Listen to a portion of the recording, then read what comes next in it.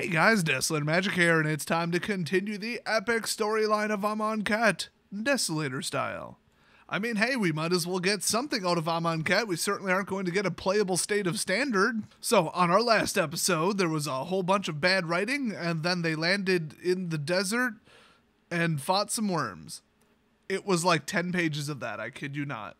Chapter 2 is called Trust, and it starts with, well, there's really two different prologues. I'm just going to pick one. Gideon is presented with an impossibility, which is not true. All 5 of them are, actually. The city of Naktamun, what the hell that says, is shining, beautiful, and blessed with the presence of gods. How can it belong to a being as cruel and evil as Nicol Bolas? I think it's like Nicole, not Nicole. I pretty much just said Nicole. He got a sex change. His name is now Nicole. Oh, did I just ruin the twist ending? Sorry, you guys. Totally don't remember if I said it, but the name of the chapter is Trust. Prologue number 2. 5 planeswalkers have come into Amonkhet to slay a dragon. As the Gate Watch, they have sworn an oath to protect the multiverse from the threats that span the blind eternities, and the dragon planeswalker Nicol Bolas was perhaps the greatest such threat. Wrong, it was Emrakul. Liar. So they came into Amonkhet, a world of blasted sand and terrible monsters, exactly the hellscape they had expected, until a god appeared, saved them from the sandworms, and led them in a direction of a city. Well, not really. That's not true either. Did they even read the last chapter? What kind of city would prosper under Bolas's reign? And what kind of god could live under his oppressive claw? Find out on this episode of Dragon Ball Z. I'm going to keep that joke going the whole damn series. So it starts with some contemplative inner thoughts, except this time it's not a Shiba Inu, it's Gideon. He's like, how could this plane that was either demolished and remade into a crappy desert with undead by Nicol Bolas have gods on it because they're considered, good? Are they just like pawns of his, or is not everything how it seems, or, what's going on? Hopefully he's thinking they're in opposition to Bolas, and that's why they haven't seen him yet. So they finally walk and come across the city, which is kind of strange since they already did in the last chapter. Seriously, I'm not even joking.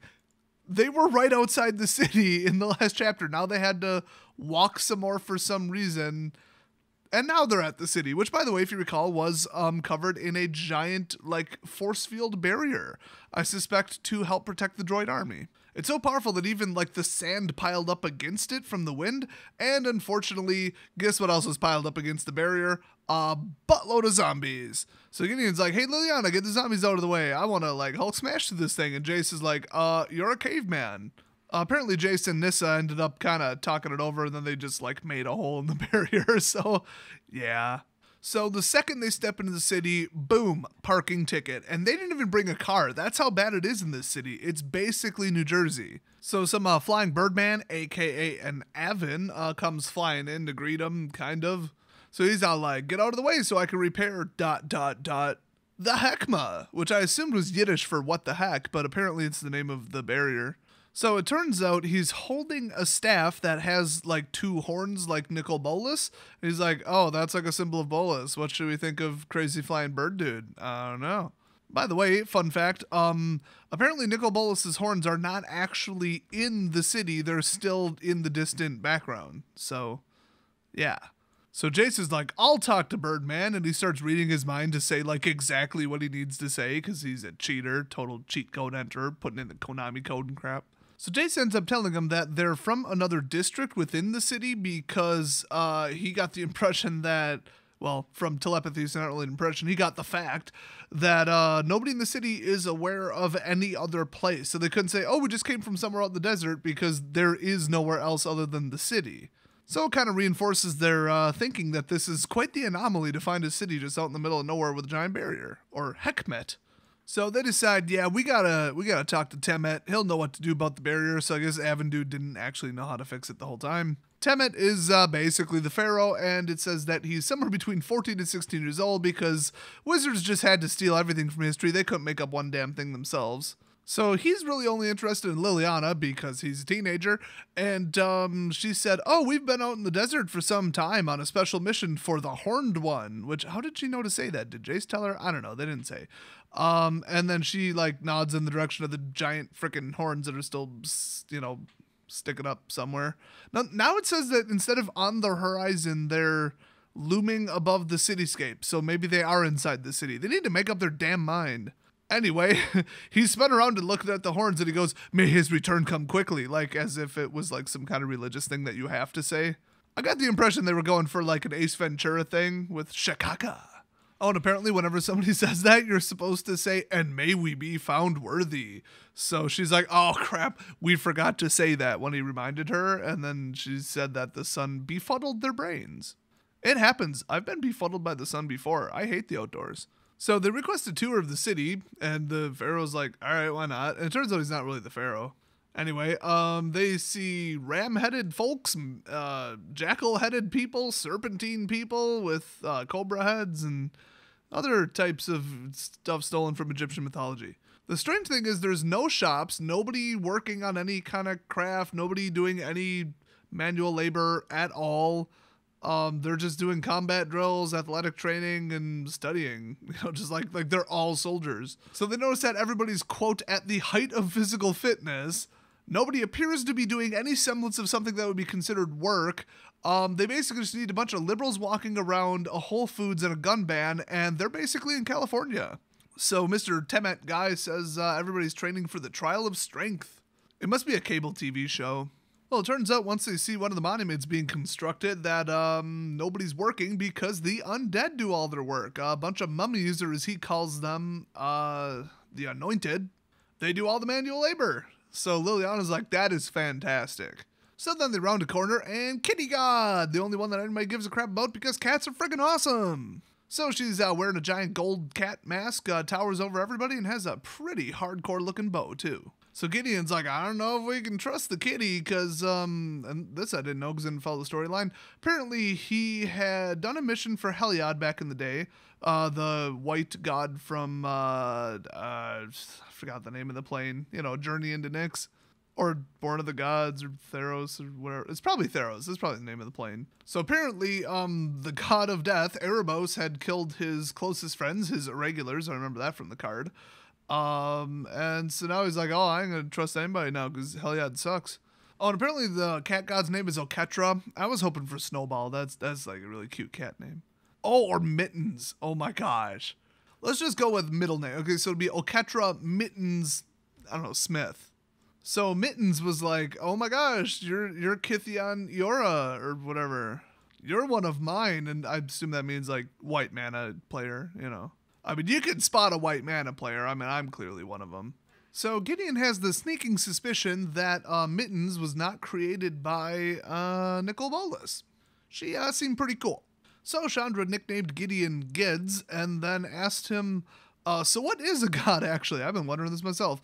Because they keep being like, "Oh, how would divinity be here? Isn't it kind of plane specific? And couldn't it just be a really powerful being? Who knows? I don't know what's going on." Of course, the way she phrases it is freaking hilarious. She goes, "I mean, are they like angels or Eldrazi or just really big people?" Liliana said that she and Bolas were like gods once. Are they planeswalkers? Okay, fun fact. The planeswalkers used to have godlike powers until the Mending. And the Mending was just an excuse to fix something in Magic and change the rules, basically. I think that's when they got rid of Mana Burn. I don't know, I didn't play back then, but that's what I heard. So Wizards of the Coast invented something like Mending, and at the same time they made a change to all the narratives and the stories where they dropped the power of the Planeswalkers down to a little bit more reasonable. I do believe they can die now. Just ask Elspeth. Oh, not too soon. And of course, Liliana is old enough, and Bolas is old enough to remember when they were like that. The rest had their Planeswalker spark ignited a lot more recently. So Gideon's explanation is they're sort of like the fabric of a plane, except that they embody just one part of a plane, one of the 5 mana colors, basically. That's not what he says, but, come on. But that, of course, they're also people, and they can talk and think and all that crap. And this is why Chandra's my favorite. He says, on Theros at least, they could be just as petty, vindictive, and whimsical as humans, and care even less for the value of human life. And Chandra asks, "Do you think the cat god is different?" And Gideon says, "I'm pretty sure she is." And then, of course, she laughs and says, "I don't know. The gods of Theros sound an awful lot like cats." Oh. So then they all hear some big old commotion down with the townsfolk. There's some lady running through the crowd and the mummies and all that crap, pushing them out of the way. She's being pursued by some guards, duh. Mostly because she's shouting, the trials are a lie, the gods are a lie, the hours are a lie, free yourselves. Okay, now we're definitely in California. Chandra wants to help her. Gideon's like, don't make a scene, don't attract attention to ourselves, and Chandra's an idiot. So then the guards finally knock her down, catch her, and she goes, you'll see, the return will bring only devastation and ruin. Oh, she saw the spoiler list. Well, not spoiler list. I mean, the next set is called Hour of Devastation. She's not wrong. Now, Liliana, when they're all talking about what happened, threw in a very interesting second take on what gods are. She said, the only gods I've ever known were planeswalkers with pretensions of divinity full of lies. And Gideon's like, you don't know what you're talking about. So Temet tells them that the lady went bonkers because apparently her crop, whatever that means, failed the trial of Bantu today. At least that's his best guess. So they all tried to get to sleep in their lovely hotel rooms provided by the wonderful Temet.